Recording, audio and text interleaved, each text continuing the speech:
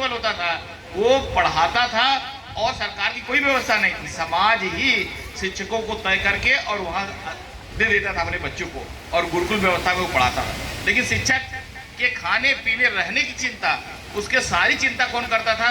समाज करता था। ये समाज की जिम्मेदारी हुआ करते थे, और वो शिक्षकों का भाव धीरे धीरे घटा जब वो सरकारी सिस्टम में गए और हम अपने से उसको दूर मानने लगे।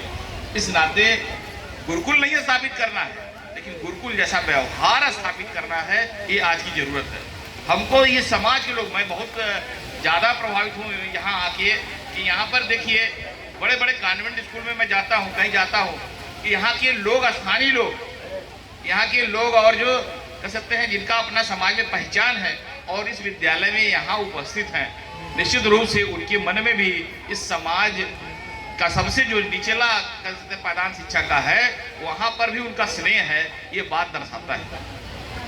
यही नहीं, जब थोड़ी सी बातें कुछ ऐसा आपसे कहना चाहता हूँ, कभी कभी क्या होता है कि हम कैसे नैरेटिव क्रिएट करते हैं, और नैरेटिव क्रिएट करने के लिए आज समय में तो अभी बच्चे से ध्यान से पूछें या आप लोगों से पूछें, बच्चे थोड़ा अभी मस्त है, तो हम आपसे पूछें कि एक पिंजड़ा जो है, सोने का पिंजड़ा है एक राजमहल में, और उसमें एक तोता है। तोता जो है पिंजड़े में है, राजमहल में है, और उसको सब खाने पीने की चीजें मिलती हैं, वो तोता एक, और एक तोता जो पेड़ों पर घूम रहा है, मौज मस्ती कर रहा है, वो तोता है। तो अगर आपसे ही पूछे कि इन दोनों तोतों में अच्छा कौन है?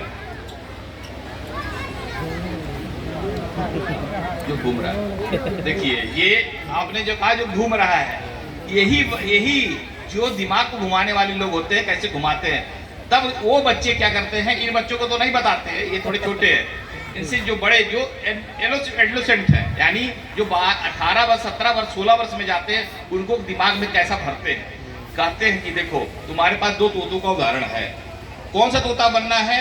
घूमने वाला बनना है कि पिंजड़े में रहने वाला बनना है? तो बोलता घूमने वाला ही अच्छा है, आप लोग भी कह रहे हैं। और ये जो घूमने वाला तोता स्वच्छंद होके जहां चाहे जाए, क्यों?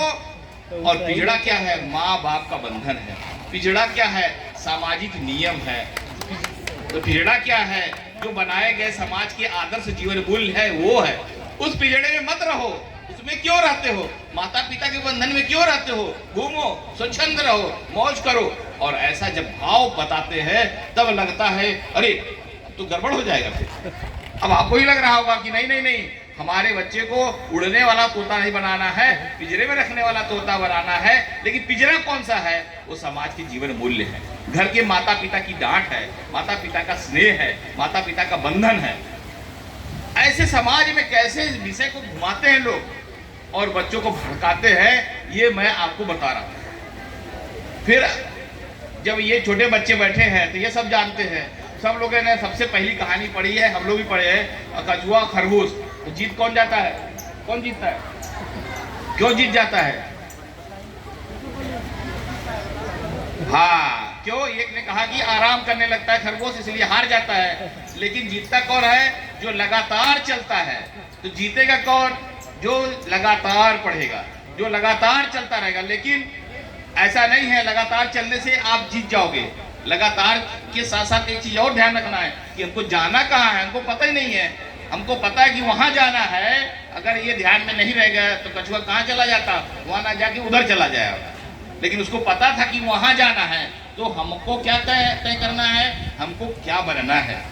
हमको जो बनना है अगर तय कर लेंगे और उधर लगातार चलते रहेंगे, तो बहुत पढ़ाकू जो बच्चा है, बहुत तेज है, जो बहुत अपने को समझता कि बहुत जानकार है, वो नहीं जीतेगा। जीतेगा वही, विजय वही प्राप्त करेगा जो वो लगातार चलेगा। तो लगातार चलना और सामने लक्ष्य रख के चलना, ये हर बच्चे को, छोटे छोटे बच्चों को ध्यान में रखना चाहिए। दूसरी बात, आप जानते हैं, आप गांव के हैं तो मैं एक और कहानी अक्सर सुनाता हूँ। ये क्या है, जो गार्जियन बैठे उनके लिए है। तो जिसे कहते हैं ना, समाज में समस्या रहेगी, यहाँ बैठा हुआ चाहे जो भी हो, मेरे से लेकर सब में अगर हम पूछा जाए क्या आपके पास कोई समस्या है, तो यहाँ कोई ऐसा नहीं होगा जो कहेगा मेरे पास समस्या नहीं है। कुछ ना कुछ समस्या सबके जीवन में है।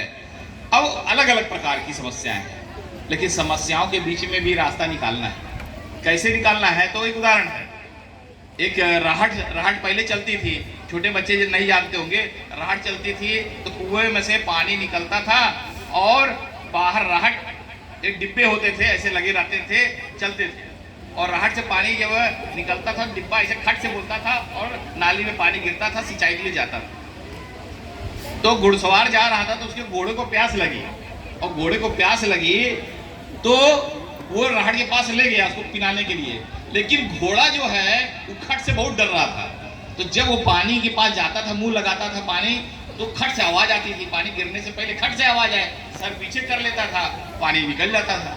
बड़े देर तक प्रयास करता रहा, नहीं पी पाया पानी। ये जो खट है ना, ये जीवन में समस्या है।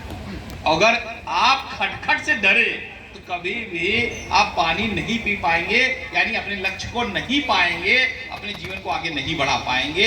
इस खटखट के साथ आपको सामंजस्य बैठाना है, आपको अपना तालमेल बैठा लेना है, और खटखट को आप क्या मानिए, ये जीवन का अंग ही है, तो तभी आप आगे बढ़ सकते हैं।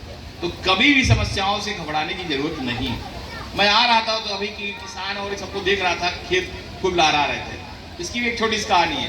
तो एक किसान को भगवान ने जो प्रार्थना करता था, रोज पूजा पाठ करता था, तो भगवान बड़ा खुश हुए, कहीं बोलो तुमको क्या चाहिए। तो किसान ने कहा कि मुझे ऐसा आशीर्वाद दीजिए जब मैं चाहूँ, मैं बहुत परेशान रहता हूँ, आंधी आएगा, तूफान आएगा। अभी जब खेत में फसल खड़ी है तो मेरे मन में भी भय हो रहा है, किसान के मन में कितना होता होगा कि पता नहीं कल क्या हो जाएगा, ओले पड़ जाएंगे, हमारा खेत खराब हो जाएगा। किसान ने कहा नहीं नहीं भगवान ऐसा करो, हम जब चाहें वैसे ही मौसम रहे। तो बोले ठीक है, यो मत जाओ। और उन्होंने कहा कि जब तुम कहोगे बारिश हो जाएगा, जब तुम कहोगे तो आधी रुक जाएगी, जैसा चाहो वैसा ही होगा, प्रकृति तो ऐसे चलेगी। और जब वो आया, जब वो वहाँ खुश होकर आया तो देखा ये पानी की जरूरत है, तो बोला पानी बरसने लगा। फिर जैसा चाहता था वैसे, और गेहूं की फसल खूब लंबी होती गई, ऊंची होती गई, लेकिन उसमें से बहुत दिन बाद छोटा सा एक फल आया और उसके बाद सूख गया फसल। तो जब देखा तो उसमें दाने ही नहीं पड़े हैं।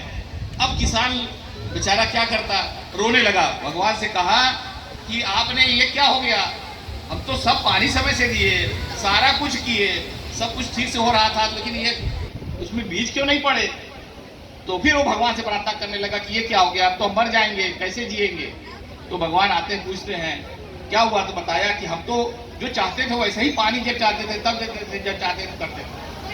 तो भगवान ने कहा ये पानी देने से तो फसल बढ़ती गई, लेकिन ये संघर्ष से वो प्रकृति की मार ही नहीं सहा, वो संघर्ष नहीं झेला, इसलिए इसमें बीज नहीं पड़ी है। जब तक संघर्षों की मार नहीं झेलेंगे तब तक आपके अंदर बीज नहीं आएगा, तब तक आप फलित नहीं होंगे। अब सब सुख सुविधाएं मिल जाएंगी, बड़े बड़े घरों में यही हो रहा है, सब सुख सुविधाएं बच्चों को दे देते हैं। अभी सोशल मीडिया के बारे में लोग बत दिखा रहे हैं, सब सुख सुविधाएं दे देते हैं, सुख सुविधाओं से बच्चा बहुत आगे नहीं बढ़ेगा। मैं सभी गार्जियन से कहता हूँ, सुख सुविधाएं देंगे उतना ही दीजिए जितनी जरूरत है, अन्यथा यही जो सोशल मीडिया की बीमारी है यही पकड़ लेगा और बच्चा आपका बर्बाद हो जाएगा। संघर्षों से ही जीवन निखरता है, ये बात सही है। और आप देख लीजिए, बड़े भी आदमी बने, बहुत रईस बने, बहुत स्वामी विवेकानंद, चाहे आपके महात्मा गांधी, ये कितना भी पढ़ के बरिस्टर बन गए, लेकिन जब तक जमीन पे नहीं आए, जब तक इन्होंने कह सकते हैं कि इस धरती को नहीं अपना स्वीकारा, जब तक प्रकृति के साथ नहीं जुड़े, तब तक उनका विकास नहीं हुआ। तभी वो पहचान बनेगी जब आप प्रकृति के साथ जुड़ेंगे। इसलिए मैं बार बार कहता हूँ, आर्टिफिशियल न बनिए, बनावटी मत करिए, बनावटी ही गिरावट का कारण मैंने शुरू में ही कहा। इसलिए नेचुरल रहिए, एकदम साधारण जीवन व्यतीत करिए, लेकिन अपने बुद्धि को, अपने विवेक को ऊंचा रखिए। जब यहाँ पर बच्चे हैं, आजकल ये कहते हैं ना कि बहुत स्मार्ट कहा जाता है, तो स्मार्ट यहाँ जानते किसी को कहते हैं, जो अच्छा कपड़ा पहन लिया, जो अच्छा पहन लिया, अच्छा खा रहा है, और स्मार्ट करते हैं। ये पूर्वांचल के लोगों का, ये हम भी इसी में है, ये दोष है। हम अपने जीवन मूल्य को भूल जा रहे हैं, हम उन चीजों को भूल जा रहे हैं, पिज्जा नूडल खाने लगे, ये हम मान रहे हैं कि हम बहुत विकसित हो गए। नहीं, ये मॉडर्नाइजेशन नहीं है। आपको मॉडर्नाइजेशन सीखना है तो दक्षिण भारत से सीखिए। दक्षिण भारत में अभी जब चंद्रयान जा रहा था तो आप देखिए होंगे टीवी पे, बहुत सारे लोग टीवी पे देखिए, अभी भी है वीडियो, वहां पर सब वैज्ञानिक बहनें बैठी थी, वो क्या पहनी थी? साड़ियाँ पहनी थी, जूड़े लगाए थी। दक्षिण भारत में महिलाएं साड़ियाँ पहनती हैं और जूड़े लगाए रखती हैं। वो सब बैठी थी। और कौन थी? वो बहुत बड़ी साइंटिस्ट थी, लेकिन उसने अपने जीवन मूल्य को नहीं छोड़ा है। उस जीवन मूल्य के आधार पर तो मॉडर्नाइजेशन किसका करना है? दिमाग का करना है, मस्तिष्क का करना है, ज्ञान का करना है, ना कि खाने पीने और पहनावे का करना है। मॉडर्नाइजेशन ऐसे करना है, ये ध्यान में हमको रखना चाहिए।